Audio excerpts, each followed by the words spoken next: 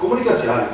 ერთგვარად გაბატონებულის პოზიციებში იმყოფებოდა და აქედან გამომდინარე ერთმანეთს ის არის დიალოგი და შესაბამისად სახელმწიფოსთან არის ასე თქვა ჭირო კომუნიკაციური პარტნიორული თანამშრომლობა.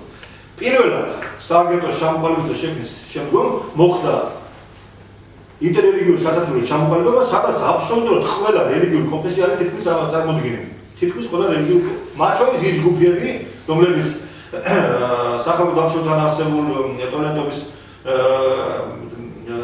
ცენტრი ქვია, რელიგიათა საბჭო ქვია, აი ეს უშუალოდ ისინი են ჩართულები ჩვენთანაც. შეგვიძლია ჩამოგითვალოთ მუსლიმები, ებრაელები, კათოლიკეები, სომხები, მართლმადიდებლები არიან. ძალიან მნიშვნელოვანია დიალოგი შედგა უშუალოდ მართლმადიდებლებს და სხვა კონფესიებს შორის. პროტესტანტები არიან, იეზიდები არიან, ბაპტისტები არიან, ორმოზდათიანები არიან, ლუთერანები არიან, სომხური ეკლესია არის.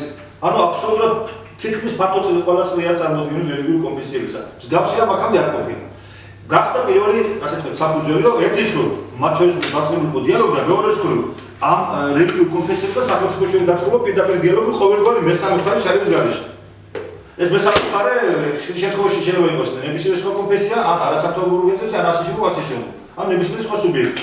ეს ასე ვთქვათ, გამოიცხადა პირდაპირ გასულთი. თუ რამე პრობლემა არსებობს, არ არის ასე ვთქვათ, კომუნიკაციის ურთიერთობის პრობლემა. დღეში არჯერ ყველასა შეხვედრა. და კონკრეტულ საკითხებზე კონკრეტული გადაწყვეტილების მიღების მომენტი. ეს პრეცედენტი შეიქმნა. აი სწორედ ამ მეცაც გეტყვით ახლა ესე რომ აღგვარდა ასე ვთქვათ ტალღა საგადასახადო საკითხთან დაკავშირებით. რამოდენიმე დღის წინ აგერ არის ჩვენი საიტი, აგერ არის ინფორმაცია, აგერ არის მათ შორის თქვენი ტელევიზიები იყო, პირველი არხი მაესტრო იმედი მე მგონი თქვენს ძანდებოდით რუსთავი, რომ თითქმის 4-5 ტელევიზია, სადაც გადაწყვეტილი ინტერრელიგიური სათათბიროს შეგრების ფორმატში შეიძლება აბსოლუტურად ყველა ფოტოსურათების არსებობაზე ამას ვადასტურებ ფაქტებით და არგუმენტებით ამ საკითხებზე მიდოდა საუბარი. მათ შორის საგადასახადო და ფინანსური გათანაბრების ნაწილზე იყო საუბარი. ანუ დიალოგი და კომუნიკაცია დაწყებული.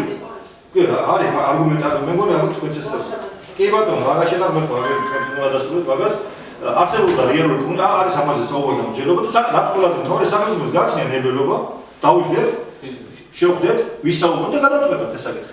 ახლა როგორ იმადება შეკითხვა. ვინ უშლიდა ვინმეს, რომ ეს საკითხი წამოიწია 2 წლის წინ, 3 წლის წინ, 4 წლის წინ, 5 წლის წინ. ბუნებრივად ეს არის საკადრო დამოუკიდებელი დემოკრატიული სახელმწიფო, ბუნებრივად ყველას აქვს თავის გამოხატვის თავისუფლებას, საკუთარი პოზიციის დაფიქსირების უფლებას. ჩათვალეს, დღეს დაიწყეს ამ თემებზე საუბარი. თუმცა ხას უსმევ, რომ ეს შეიძლება ეს საკითხი ადრეც წამოსულიყო. წამოიწია, ჩართული ვარ დიალოგში, მიდის მსჯელობა, მიდის კომუნიკაცია და ბუნებრივად რაზედაც შევთავაზებ მედიც, მართლმადიდებელი ეკლესიის პოზიცია და რელიგიური უმცირესობის პოზიცია ერთმანეთს ემთხვევა შემთხვევაში. ძალიან საინტერესო. და როგორ გავუძლო ამ საკითხზე საუბარი, შემიძლია ასე ვთქვათ, ეს ინფორმაცია თქვენ საკუთარი თვალით ნახეთ. რაც შეეხება მეორე, აი ამ ნაწილს ასე ვთქვათ, აწევს ხელს 8 რელიგიური ორგანიზაცია. მათ შორის კათოლიკური ეკლესია, მათ შორის ორმოზდათიანელები, მათ შორის ბაპტისტური ეკლესია. სწორედ ერთის, მეორეს და მესამეს წარმომადგენლები რამოდენიმე დღის წინ მათ შორის ბატონ გაფრინდაშვილს ინტერვიუ აქვს მიცემული ამ საკითხთან დაკავშირებით, რა ქვია, საკუთარი პოზიციას დაფიქსდა და ის თუ მათ სარჩელი ჰქონდათ შეტანილი საკუთრივ სასამართლოში დაპირდნენ დავას ერთი სიტყვა არავის არ უთქვია და როგორ იმადება შეკითხვა ვაგე კომუნიკაციის სახელმწიფოს შემოვდივარ და აგერ არის ფაქტები და ინტერვიუები საჯაროა. შეიძლება თქვენ თვალით ნახო და ნახე და ეთქვათ, ვინაც უშლიდა პირიქით სახელმწიფოდან გადაიდგნენ ამის და იმ საკითხებზე, სწორედ რაზედაც ახლა ისინი ასე ვთქვათ სასამართლო წესი დაპირებენ დავას.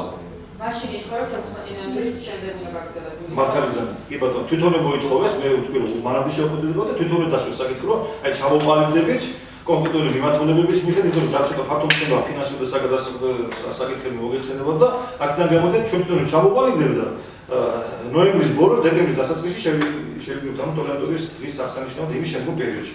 ეს არის ის რეალობა, რაც ამ შემთხვევაში თვითონ მათი ჩართულობა არის გამოწვეული ინტერრელიგიური სათათბიროს ფორმატში სახელმწიფოსთან ურთიერთობის კუთხით. მეორე გახლავთ ეს საკონსტიტუციო საბჭო, რომელიც კადროპირების მიერ არის ასე ვთქვათ შეტანილი და ეხება საჯარო ინფორმაციას.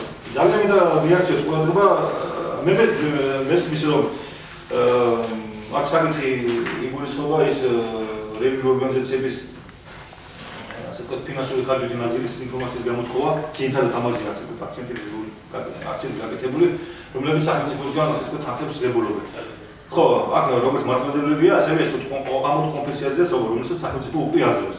მესმის რომ მაგალითად საჯარო ინტერესი არსებობს ამ თემატიკასთან დაკავშირებით, რადგან ასე ვთქვათ ბიუჯეტის თანხებით თან აქვს საუბარი და ბუნებრივად, მაგრამ ამავე დროს მე მინდა ხაზი გავუსვა და ყველა მიაქციეს ყურადღება. მათ შორის რელიგიურ ორგანიზაციებმა და მათ შორის ზოგადად საზოგადოებამ და არასამთავრობო სექტორმა შენიშნეს აქ დავლაპარაკება, მაგრამ ასე ვთქვათ ხაზს უსვამ კონკრეტულ ფაქტს, რომ რადგან რელიგია და ზოგადად აღსანიშნავობა ძალიან ფაქიზი და სათუთი მცნება და სფეროა, არ გამოვიდეს რომ თითოეული რელიგიური კონფესიის შიდა საქმეში ჩარევა და შეირაცხოს და შესაბამისად ავტონომიურობის პრინციპების დარღვევა.